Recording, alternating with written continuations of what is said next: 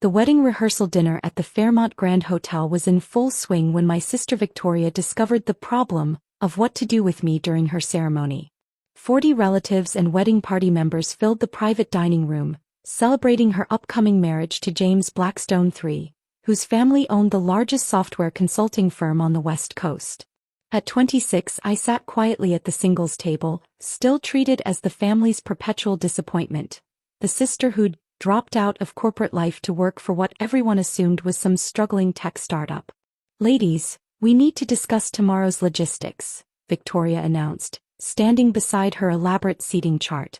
The bridesmaids gathered around with champagne flutes, all accomplished professionals with impressive careers. "The ceremony seating is perfectly arranged," Victoria continued, "but I just realized we have an issue with Sarah." All eyes turned toward me as I continued eating my salmon quietly. "The problem is," Victoria explained, "Sarah doesn't have a date and she doesn't really fit with any of the professional groups we've seated together." Madison, her maid of honor and fellow marketing executive, nodded sympathetically. "What about family seating?" "She'd be awkward there too," Victoria replied. "James's family includes venture capitalists and tech executives. Sarah would feel completely out of place trying to discuss careers she doesn't understand." "She can help with coats since she has a no date," Victoria decided with satisfaction. "We can set up a coat check area near the entrance. Sarah can manage that and still feel included." The bridal party laughed appreciatively. Ashley, another bridesmaid, clapped her hands. "Perfect. Sarah gets to be helpful without the pressure of making conversation about business achievements." I felt the familiar sting of being relegated to service roles, but this time was different. My phone buzzed with an encrypted message from my CTO. "Final acquisition paperwork signed. Announcement goes live at market opening." "The wedding program lists all the bridesmaids and groomsmen," Madison noted. "Should we add Sarah under special thanks?" "Just list her under staff," Victoria replied casually. "It's technically accurate, and it avoids awkward questions from James's family about why she's not seated with accomplished guests." Through the windows I could see additional luxury cars arriving. A silver Bentley pulled up to the valet station. "Oh, that's probably Richard now," Victoria said excitedly. James's father finally made it in from Seattle. Richard Blackstone emerged from the Bentley with confident bearing. At 62 he was a legendary figure in tech, having built Blackstone Technologies from a garage startup into a global software empire worth $3.2 billion. "Victoria, you should introduce Sarah to Richard while he's in a good mood," Mom suggested. "He might have advice about finding stable employment in the tech sector." They had no idea that Richard Blackstone and I had been in acquisition negotiations for 6 months. The cocktail hour transformed the rehearsal dinner into an impressive display of tech industry success. Venture capitalists and software executives mingled over premium drinks while discussing market trends and investment opportunities. I remained at the singles table, monitoring encrypted messages while Victoria worked the room with practiced efficiency. She moved between groups with confidence, introducing James to relatives and showcasing her ability to navigate business conversations. "Sarah, honey," Aunt Patricia approached with charitable concern, "you look so serious. Are you worried about fitting in tomorrow?" "Not particularly," I replied, watching Richard Blackstone enter with 2 other men I recognized as prominent venture capitalists. "It's understandable," she continued kindly. "All these successful people can be intimidating when you're still finding your professional footing." My phone chimed with another message from my CTO. Blackstone Technologies board approved final valuation.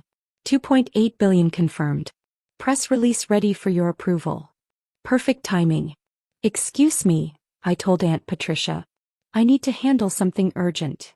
I walked toward the entrance where Richard Blackstone stood discussing quarterly projections with James and 2 other executives. He was an imposing figure, the kind of man who'd revolutionized entire industries through strategic vision. "Mr. Blackstone," I said, approaching their group. "I received the final documentation. Everything looks ready for Monday's announcement." He turned toward me with immediate recognition and obvious pleasure. "Alexandra. Perfect timing. I was just telling James about our acquisition strategy." The conversation around us gradually quieted as other guests noticed Richard Blackstone's animated discussion with the woman they'd assumed was working coat check. James, Richard continued enthusiastically, I don't think you've been properly introduced to your soon-to-be sister-in-law. This is Dr. Alexandra Morrison, founder and CEO of Morrison AI Solutions. James's expression shifted from polite confusion to growing alarm. I'm sorry, what? Alexandra has built the most innovative artificial intelligence platform in the industry, Richard explained proudly. Blackstone Technologies is acquiring her company for $2.8 billion. The silence that followed rippled outward through the cocktail hour as more guests stopped their conversations to listen. $2.8 billion? James repeated weakly. The acquisition announcement goes public Monday morning, Richard continued, making Alexandra one of the youngest self-made billionaires in tech history. Victoria appeared beside us, her face cycling through confusion, shock, and dawning horror. Richard, I think there's been some misunderstanding. Sarah works for a little startup. She can't be. Victoria, Richard replied with gentle surprise, Alexandra's company has revolutionized machine learning protocols. Her artificial intelligence systems are integrated into Fortune 500 companies worldwide. More guests had gathered around our conversation, creating an impromptu business conference. But she's listed as staff in the wedding program, Madison whispered urgently. Richard's eyebrows raised in polite confusion. Staff? Alexandra is about to become Chief Innovation Officer of Blackstone Technologies. She'll be my designated successor for leading our artificial intelligence division. Richard Blackstone's business instincts immediately recognized the awkward family dynamics unfolding. Alexandra, I hope I haven't created any complications with your family arrangements. No complications, I assured him. Just some misunderstandings about my professional situation that are now being clarified. Victoria found her voice, though it came out as barely a whisper. Sarah, you're really selling your company for billions of dollars? Not selling, Richard corrected with pride. Alexandra negotiated a strategic acquisition where she retains operational control while gaining access to our global infrastructure. She'll be running our entire artificial intelligence division. James looked like he might need medical attention. Alexandra, when Victoria said you worked for a tech startup. I founded one, I clarified. Morrison AI Solutions has 847 employees across 12 countries. We hold 63 patents for machine learning innovations that are reshaping how computers process human language. The venture capitalists who'd been discussing market trends now pressed closer, clearly recognizing my company's reputation. Dr. Morrison, one said with obvious respect, your natural language processing patents. We've been tracking their impact on the entire AI sector. Richard pulled out his phone and showed the screen to James and Victoria. This was taken last month at the Global AI Summit in Switzerland. Alexandra was the keynote speaker, addressing 3,000 technology leaders. The photo showed me on stage in a conference hall filled with prominent tech executives, clearly in a position of authority and expertise. Victoria stared at the image with growing devastation. But you never told us. You let us think you were struggling. I told you I was developing artificial intelligence systems, I replied calmly. You heard computer programming and assumed I was barely employed. Every family gathering for 3 years, I continued. I've mentioned my company's growth, our international expansion, our breakthrough innovations. You've responded with career advice about finding stable corporate jobs and suggestions that I consider more realistic goals. Richard was consulting his tablet, pulling up recent business articles. James, your family might be interested in this. Forbes just ranked Alexandra as the 47th most influential person in global technology innovation.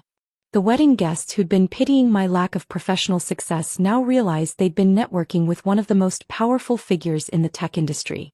The announcement Monday morning will make this official, Richard continued. But Alexandra's artificial intelligence platform is projected to generate over $800 million in revenue next year alone. Mom appeared beside our group, having overheard enough to understand the magnitude of what was unfolding. Sarah, honey, why didn't you correct us when we assumed you were unsuccessful? Because correcting you would have required you to listen, and you'd already decided what my life was worth. Richard's business phone rang insistently. Alexandra, That's probably my board calling about the final press release approval. Should we handle this now? Of course, I replied professionally. As we walked toward a quieter corner to discuss billion-dollar acquisition details, I could hear Victoria behind me trying to explain to confused relatives why the staff member was suddenly commanding the attention of every successful person in the room. The wedding ceremony proceeded with significantly revised seating arrangements. Instead of managing coat check, I found myself at the head table with Richard Blackstone and other technology leaders who attended as my colleagues rather than Victoria's guests. The wedding program was hastily reprinted to list me as Dr. Alexander Morrison, Chief Innovation Officer, Blackstone Technologies, rather than understaff. The change required Victoria to acknowledge publicly what she'd spent 3 years refusing to see. During the reception, Richard delivered a toast that highlighted the family's spectacular miscalculation. To James and Victoria and to the Morrison family for raising such an exceptional innovator. Alexandra's work will impact millions of lives through the artificial intelligence systems she's created. Victoria's perfect wedding became a celebration of my professional achievements rather than her marriage, though she eventually learned to appreciate having a tech billionaire in the family. The wedding venue still tells the story of the ceremony where the staff member turned out to be a billionaire tech executive. It became a cautionary tale about assumptions and treating all guests with respect. The singles table where I'd been relegated became a symbol in our family, a reminder that where you're seated doesn't determine your worth, and that the quietest person in the room might be changing the world while you're making assumptions. Victoria learned to ask questions before making judgments, discovering that her unsuccessful sister had built something more valuable than any corporate career she'd imagined. The coat check assignment became family legend, representing how completely wrong assumptions about success can be. The wedding program listing me as staff was framed in Richard Blackstone's office as a reminder about hidden talent and the importance of looking beyond surface appearances when evaluating potential business partners. The acquisition of Morrison AI Solutions became one of the most successful tech mergers in industry history.